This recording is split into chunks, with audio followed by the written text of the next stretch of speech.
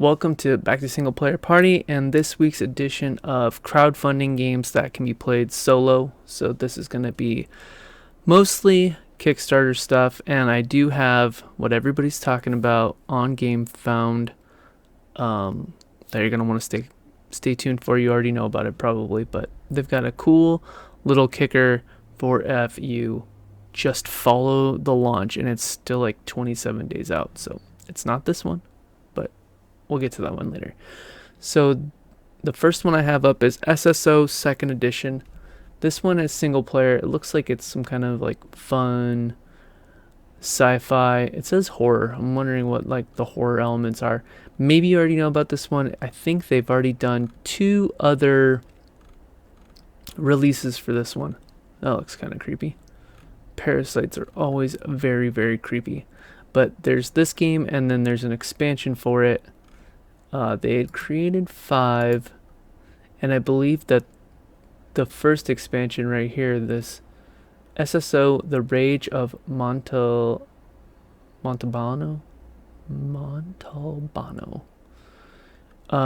has not been like delivered yet. But I think they've delivered these games. So you've already got this SSO semi-cooperative already released. This is the second edition. I don't know how it plays into the first edition. So it looks like a really well set up Kickstarter. Kind of plain, but very straightforward. And so the entry point price on this looks really good. It's like £11 to get into the game and £25 for the upgraded. So I'm wondering if they've got the price dialed in. I mean, if they've already delivered the Kickstarter, they've already manufactured multiple games. They probably have their manufacturing prices dialed in. The price on the mat is right, £25 for a mat of that size. They're probably not making that much on the mat, but it's not too cheap where it like starts raising red flags. So I love mats, but that's a cool addition for this. And I like how this looks like the Pit Boys. This looks, the crew cards, I like that green glowy screen. I like the art style on that. The text on the cards could be a little better, but they're giving you the STL files to print your own 3D ships, which I think is really cool. So they commissioned or had somebody do for them the files, which I gotta admit, like, that's a really good way to do this for like a small indie publisher to create the files. And you're not going to be able to afford the like a real modeler to make the models. You're not going to afford to make the molds and then the sculpts, and then your sunk cost is so big that we're spoiled with miniatures in this world. And so seeing a small publisher, they just passed their funding goal. That's good, because when I checked this out earlier, they weren't there yet, but so they're going to get there. This is a cool one to check out. I think that one's very interesting. Up next is a relaunch of one of the Kickstarters that I already covered previously. And this is kind of a cool effect that if as long as I keep this up and keep doing this, I'm going to see this often where campaigns cancel or don't fund, and then they'll come back. And so as I looked over this one, they definitely made some improvements. What I like about here, and I don't remember if this was in the first version of the Kickstarter, but they're doing standees for a cheaper price point. I think everything should be played around with as far as manufacturing, and I think that place to play with it is upgrades like miniatures, plastic tokens, play mats. Let people get in for a cheaper price, and then, I mean, if you're watching this, you're already a Kickstarter backer of stuff. So if you've bought things in the past and it's had the upgrades and you weren't into it, it was easier to unload it. Maybe you didn't need it in your collection. Maybe it was trying to replace something else and it didn't. Or you needed to make room. Not buying multiples to, scalp them or whatever, but just having to move them, if you do, if it's got miniatures, if it's got all the upgrades, it's a lot more desirable. So, and this one, it's only €20 more to get. I think it was like 18 or 19 miniatures, and some of them were really big. So this is an awkward one at 1 or 3 players, but we're solo players. We only care about solo, so who cares that it can be played with 3? I know, everybody's looking and be like, well, I want a game that's got some true solo, but can also be played with my gaming group, obviously. And sometimes you have 3 people. Player counts don't hold me back like they used to. And so sometimes when I'm playing with my friends who I normally game with, we've got 5 to 10 people. So we're playing a lot more party games.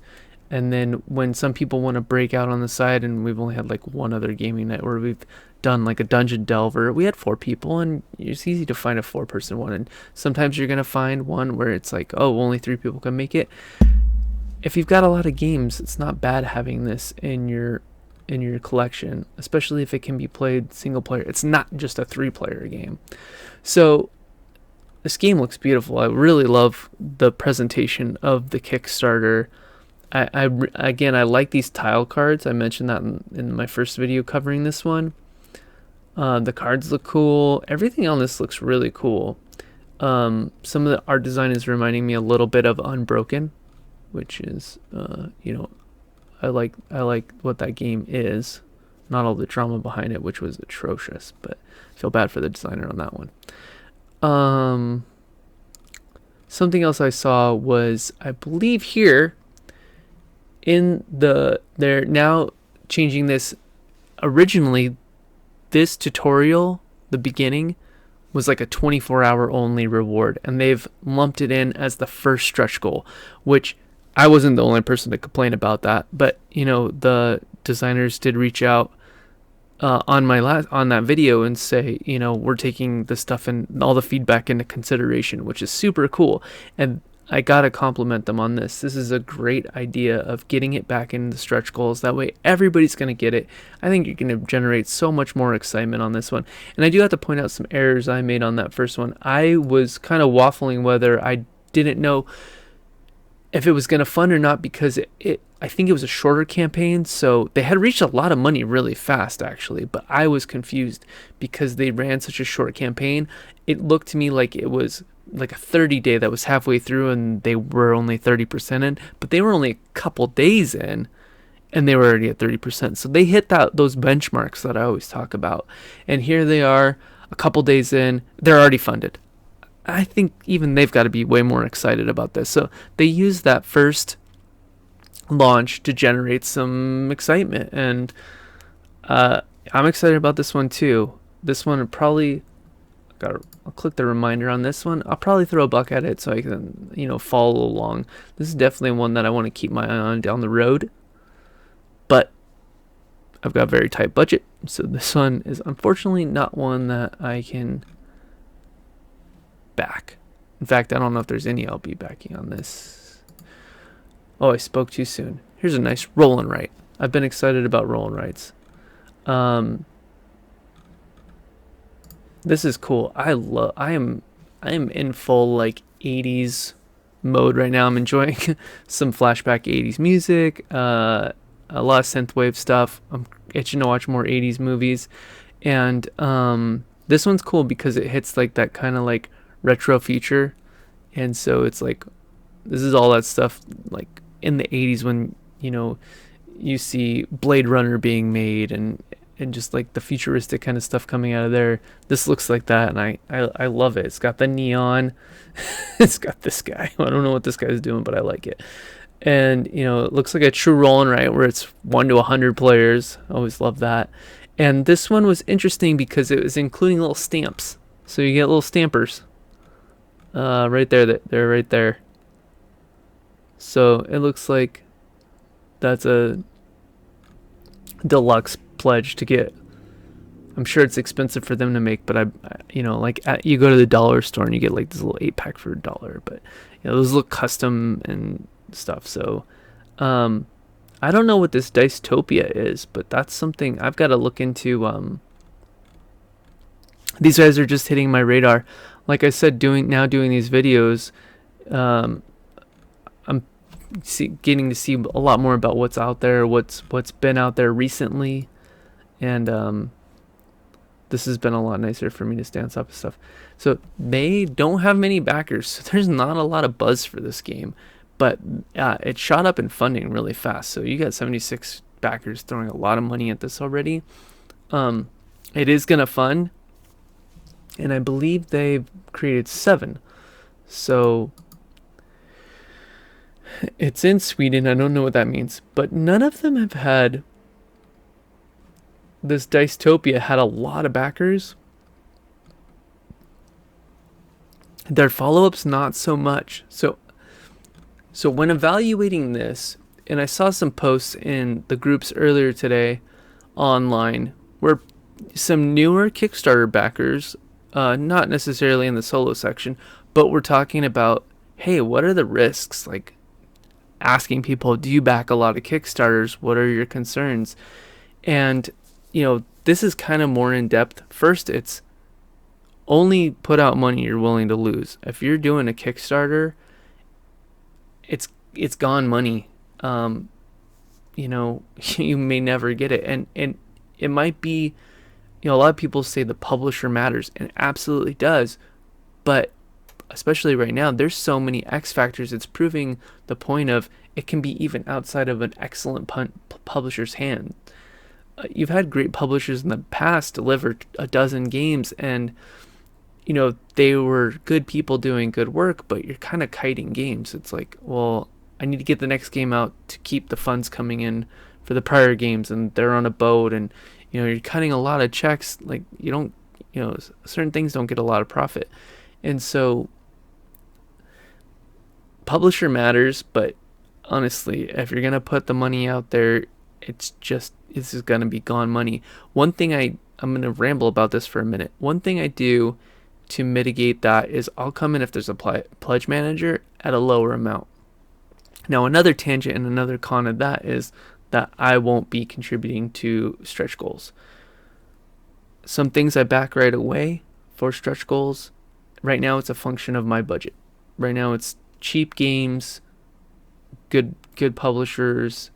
I don't really have money for hype projects. I just don't. You may, but that's a risk you've got to measure. And so getting in on the pledge manager allows you to kind of see a little bit of progress, and they'll give you warnings about when that pledge manager is going to close. And you can slip in right under the radar, well, right before that deadline, and you've got to hold on to your money. You've got it. They've got it before they said they needed it, because if they're not efficient about closing the pledge manager, that's kind of on them. So you're going to trust their date they send you. And you can kind of see what kind of updates are coming, because sometimes you'll be getting updates already before the pledge manager closes, which can give you confidence. So money you're willing to lose, then the publisher matters, the subject matter matters. How good of a deal is it? If it's a good deal, it's more of a reason to back a Kickstarter. But if it's too good of a deal, it might be a red flag of why not to back a Kickstarter. So then it's all a function of, your risk versus the publisher and what you think that they can deliver on. All of that said, to talk about this. This is a very interesting case where I would want to come into this publisher and look at something a lot, because this Dicetopia had 1,100 backers, which is insane. Now, I want to click on the comments section to see what people are saying about this. So, unable to play. Look at how responsive they were. Like the last comments were replied to by the publisher. That's great. So their updates were probably the last ones were announcing newer Kickstarters being launched. But that means that they probably fulfilled. Big deal. That's a very big deal in a good way. And so maybe the game didn't do very well, or maybe they didn't offer a good entry point back into the game here. It says new to the game, so I don't know. But this is stuff you got to come look at. Come look at what else they've done. Has their audience grown or diminished? And that's the point of this one. It looks like the audience is kind of diminishing. And so you've got their two biggest games were their first two, and then 1, 2, 3, 4 after, where, we had a nice spike here, but, 200, 276, and barely 100. You got to take this stuff into account. All that being said, this is a nice small little roll-in rate, which is a small price entry point, and so it's probably not that big of a risk. It's already going to fund, so you and 100 or so backers, up to 200 backers, are going to be in on this. I got to be honest, I really like this one, and I would really like to back it, but this is something that I will get down the line, whether they release more or I could find it cheaper. That's just me being honest about how I would shop for this one. And I've been playing a ton of roll-in rates right now, and that's what I want to play. It's also a game I'm designing right now as a roll-in rate. So, yeah, but that's that one. Okay, on to the next. Thank you for listening to the tangent. The Light in the Mist, a tarot card puzzle tale. This looks super cool. I like this. This captured me. I really wanted to point this out when I read about this one earlier. More games need Venn diagrams of showing you what elements the game is bringing together, what kind of package they're going to deliver to you. And yeah, it's kind of like an elevator pitch, and yeah, game designers and publishers use a lot of the same language all the time. It's just there's a common vernacular for us, so we've got a unique mechanic. It's like this meets that, and it's the easiest way to get people, to kind of understand what you're pitching them in the elevator. This is 5 hours plus, so I think they're taking that to mean like chopped up into multiple things. It's 5 hours plus. I don't know. It could be a 1 hour sitting. So, but I do like this. It's a puzzle game, a story, a tarot deck, and art. And then all the Venn diagram for that is The Light in the Mist. 1 to 4 player, co-op, 14 plus. I mean, just the way that they're giving you information here, I think is a really cool, like, telltale sign of like, well, they're good at conveying information there. They probably wrote a really good rule book. They probably like are giving you good information in the game. It's like a quality of game thing. I really like the art. The art's really cool. This is one I'm going to have to debate about because I do believe that it's not that expensive to get involved in this one. So I really like the idea of that one. That one's going to be one I come back to and check out because I really like that. Then we have Dungeon Care, which comes with a free expansion. It's only got 12 backers. It's got 30 days. It could grind its way up. The funding goal is so low. It just depends. Poland again. Poland on the map. This art is almost really good to me. There's something missing about this art that doesn't take it to that like awesome level for me. It just looks good. And I don't know what it is about that art. What I would compare this to, the art style, is the art in Kingdom Rush, A Rift in Time, and those ones. And whether you like that gameplay or not, I love the art style. I'm trying to learn the rules for it. I haven't played it yet, but I really like the art style in that game. And this is almost kind of like that. It's just missing. I like the little skulls, but it's got an hourglass. And a lot of people are complaining about apps in games, but app timers have been providing more ambiance, environment, and a timer where that's got a cost to develop a timer. But once that's done, it's done. Every hourglass you buy to put in your games is always going to be a sunk cost, even if it's a variable cost, even if you're buying, getting good economies of scale on them. You're gotta buy more hourglasses to make more if you're gonna have an evergreen game. So I'm lukewarm on this game. I'd have to do a lot more research on it, and I gotta be honest, it doesn't draw me in enough to want to even put in the time to research it more. But I'm committed to showing you guys every Kickstarter that can be played solo, and I don't necessarily think that this is a bad one. I think it's going to have a hard time funding. I think it's just a little bit off. I know I never click on videos here, but let's click on the video and just see how it starts. Hello there, my name is Jana, Okay, and it goes right into the I artist would at their like to desk. my first Okay. I can't hear what it's saying because I don't want to wear my headphones while I do this. But yeah, so I like them at their workstation. That could be a good video, but it's not super flashy, but didn't look super bad either. On to the next one. Quests and cannons. I like doing quests in games, and just look how much richer the art is for this game compared to the last. This has a lot more going for it already. Just it pops. Some of this art looks a lot more fleshed out. Ooh. Oh, you have me at sliding the little tile in there. That's cool. A little dice pool, adding some... It's like a boat. You got your sails up there, some cannons. Okay. Okay. I like the ship. It's like the hint o ship for the tableau. That's cool. And then you got kind of like a Catan building the ocean thing going on. What's in the box?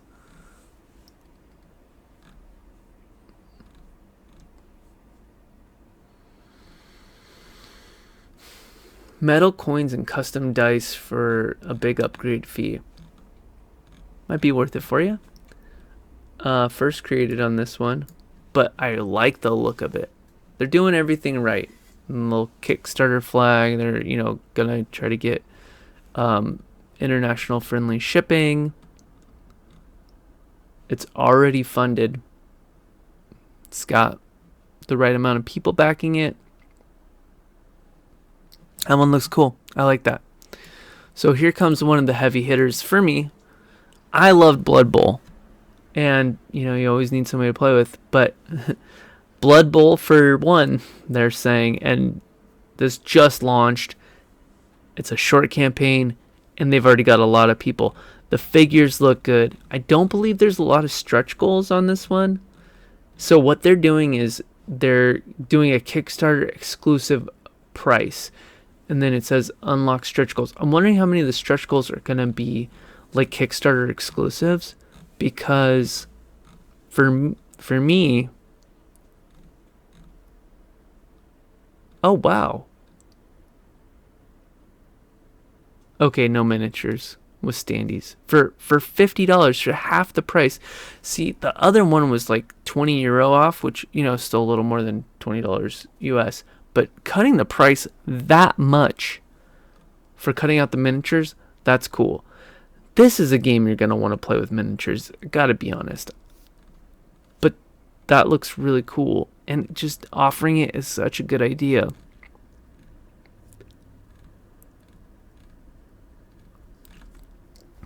I want to see the stretch goals, and I want to see how many of them are Kickstarter exclusive. I hope there's not a lot of Kickstarter exclusive ones on this, and it's already funded. They've already got the hype. I hope this one goes nuts. They get a lot of backing. I want to be able to get this complete game for cheap after, and I'm not even for the Kickstarter price. Just like down the road when I can afford this one, this is definitely a game I would love to have down the line. But I don't want to pay double or triple the price for a big loaded out Kickstarter exclusive one. I'm learning that I'm cool with just getting a cheap version. Like that Kingdom Rush I grabbed for like $20. Normally, that was an expensive Kickstarter, and I don't have any of the Kickstarter content for it, but I don't even know if I like the game yet. So I'm getting much more comfortable with getting games from the flea markets, from the trading posts.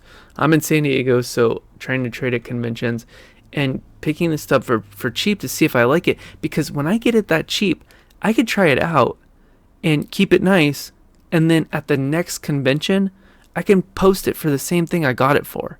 And boom, like I don't have to worry about losing money. Even if you lost a couple bucks to play a game and see if you like it or not, it's not too bad. But I won't have a lot of sunk costs on that. This is a game where before I shelled out for like a whole Kickstarter like totally like blinged out version of this game, I'd want to play it to see if I'm gonna tactilely, not just like on Tabletopia or watching some review videos, but I liked Blood Bowl already. I know I liked Blood Bowl, so I'd like to get my hands on this, and it's definitely one if I had bigger budget, this would be very high on my list. But I'm gonna follow along. This one is super cool. They've created 10 games. What other things have they created? I don't know them. Oh, they did Ultra Quest? Wow. That was a big one. I want to play that one. So they canceled their first game. Then their next one, 1,200 backers, 1,300 backers, 3,000. Look how it's ramping up, 5,000 backers. This is what I'm talking about finding a publisher that's just ramping up. Then they did Hour of Need. I have never played that. 1 to 6 players. They're making all their stuff for one with one player in mind too. Oh, they did Brook City. That one looked really cool. I was just looking at the number of backers. That one looked cool. Look at this, 16,000 backers for their miniatures. So they're already making fantastic miniatures probably, and they've got people still jumping on. They did another one. Okay, you gotta expect these miniatures to be really awesome for this game. Now my excitement for this game just shot up even more. Wow. Okay, gonna have to keep an eye out on this one. Maybe sell some games and get in on this Kickstarter. Gosh, that is looking more and more cool the more I look at it. I gotta get away from that one. Okay, this one is Critical Care, the card game. I did not have much time to look into this one. It just kind of looked schmeh. Could use some zhuzhing up on the graphic design here on the Kickstarter. But it looks like they're delivering the information, which I think on this one is probably more important, just to get the information to you. So you got a preview, some playthroughs.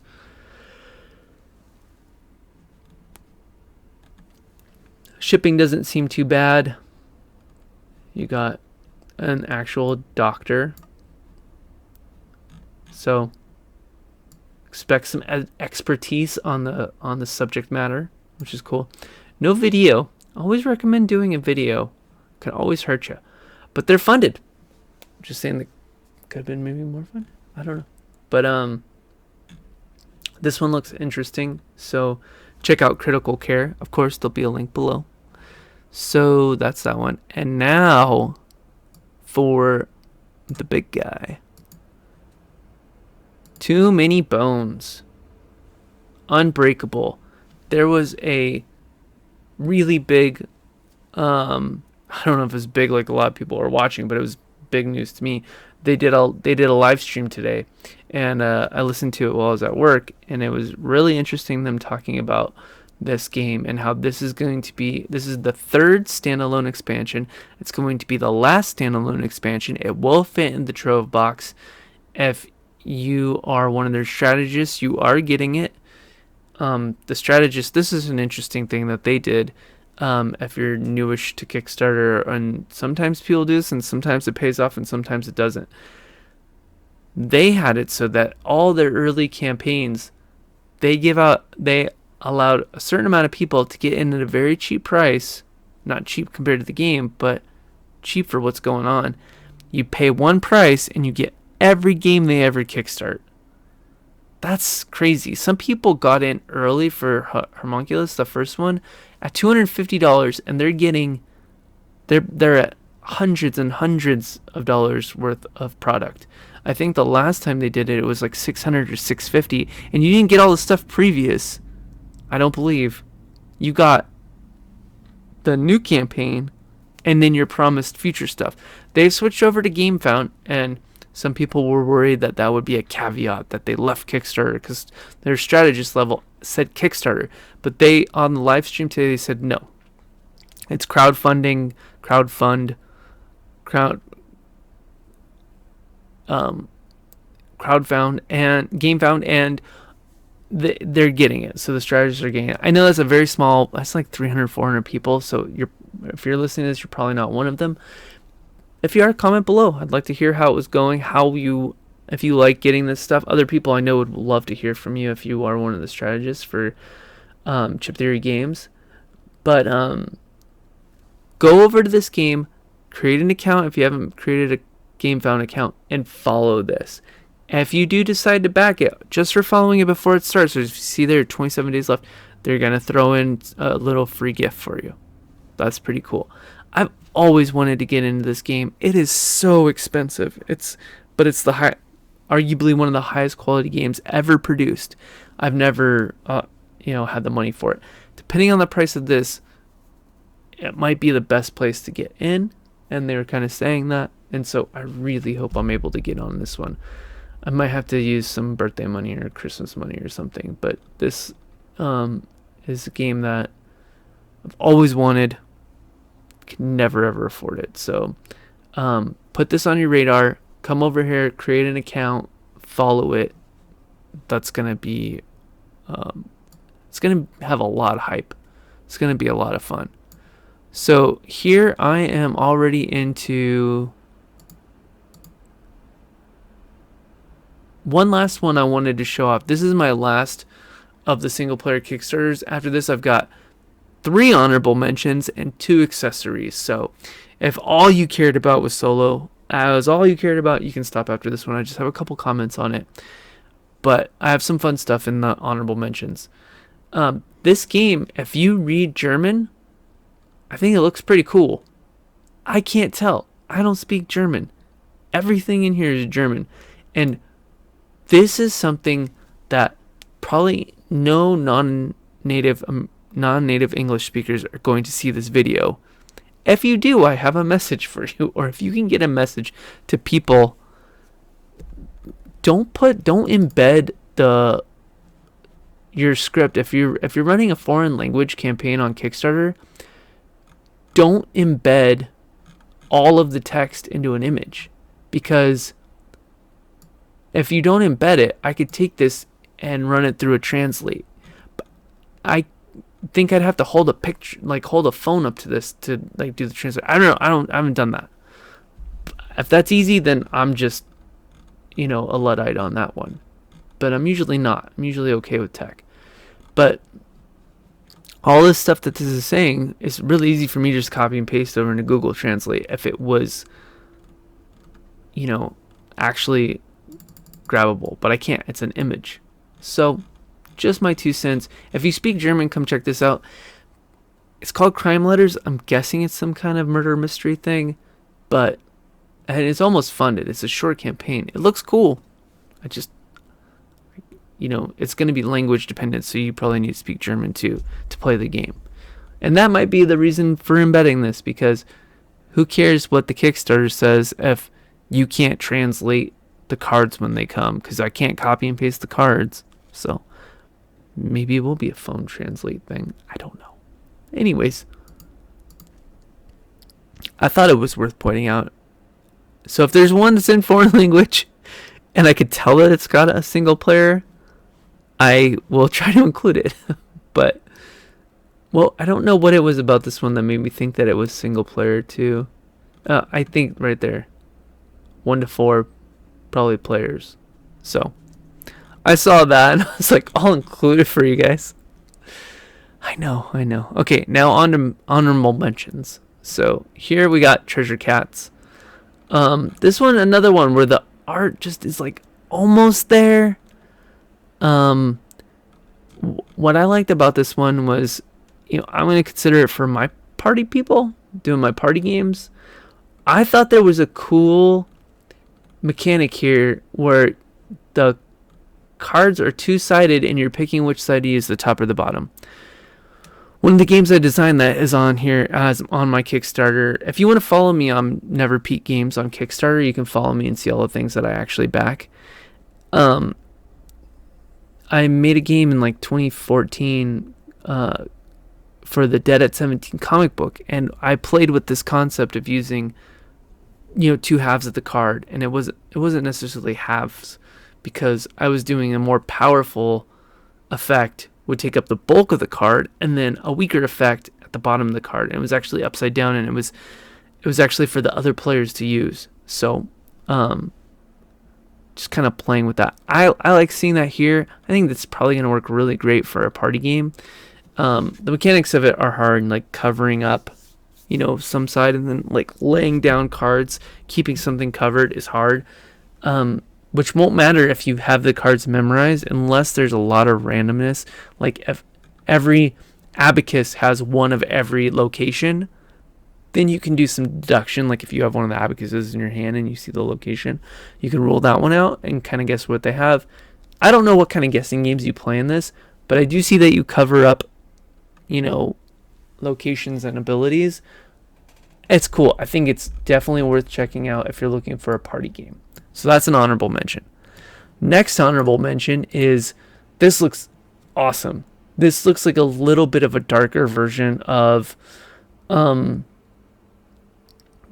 Stuff Fables. It's called the Stuff of Legend, and stuff like stuffed animals, which is great.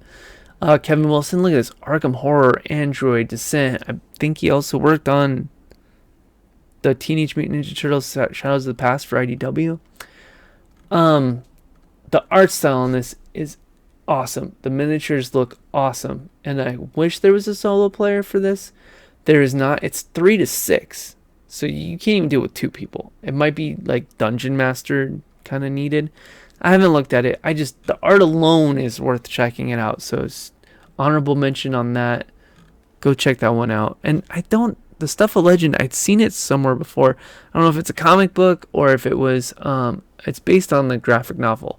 So it was a graphic novel, and I believe that they had something else on Kickstarter for it. Maybe it was like an RPG or something, but very cool. And the last honorable mention is just for, can't be played single player. It's a dexterity game, but they're including penguin meeples.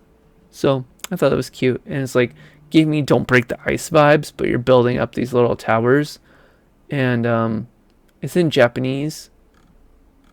It looks like, there wouldn't be a lot of language involved. So this looks like something I actually want to get for my daughter, for us to play as a family when she was a little older. I don't know what the minimum age is on it, but I like this one. It looks cool. 7+, so she's a few years off. 15 minutes. It still looks really fun, and I think she'd still have a lot of fun stacking this stuff. It's just like, 3-year-old turning into 4-year-old. Probably get a little frustrated, and I think that's why 7 kind of sounds right for this one. But if you're looking for another family game, dexterity game, or you just want those sweet, sweet penguin meeples, I don't know. Yeah, just, honorable mention. So now onto the accessories. This one is kind of cool. I like these little potion jars that caught my eye, and they're just little healer dice, and they're D4s. So, it's cool. They've just got some stuff going on for it, where it can do like a 1 or a 5. It's got a staff, and then it's got 2s, 3s, and 4s. So I think this is a 1 or a 5, which is kind of a cool idea. I mean, you still need a 1, so I don't know, but maybe you're like, I want to roll and get that flower or 5 or the staff. Or I think they use this. They mentioned somewhere like what you'd use this for, but I think this is the relevant picture. You see a bunch of these little dice, and I like those. If it's cheap enough, it'd be something I'd like to get. I like that it comes in these little potion jars. So it's like, oh, mana or health or poison or I don't know. Oh, it's just cool. Another one that I think, my last one here that I think you should have on your radar is these skinny minis. I met the person who made these at Orc Fest, or one of the Strategicons, and they're like acrylic painted on. They're thin. I believe it's the same person, because they've done 3 of these. How old is their oldest one? Oh, maybe this wasn't the person I met. There's been other acrylic standees like this then, because I've met other people who make these. Or maybe this is the one that I'm remembering and made. Oh, you can see my friend. One of my friends is a backer. Sorry if you didn't want to be seen. Whoops. So I think these are really cool. These acrylic standees. And I believe it's a good value. 300 minis for $129. That's really expensive, but I think some of them get really big like this. So that's really cool. If I was running D&D campaigns and had the funds, this is something I would jump all over. I think this is really cool, but I don't have the budget and I don't have a use for them right now. So tough decisions. Keeping it reined in. So I think that this is a cool one. But that's all I have for this week, and didn't keep it short. I don't know if I ever will, but the links are below. Please leave a comment. Let me know if you back anything. Let me know if my opinion or I brought you to anything that you didn't see before already. I'm sure you saw it, but like I say, this is just to help you get right to the solo games that are on crowdfunding, especially Kickstarter, because GameFound is a lot easier to navigate, and I believe you can even click a solo button on there. But that's all for this time, so I'll see you guys next week for this, and I will have some other videos of me playing some solo games that come out in between this one and the next one. Bye.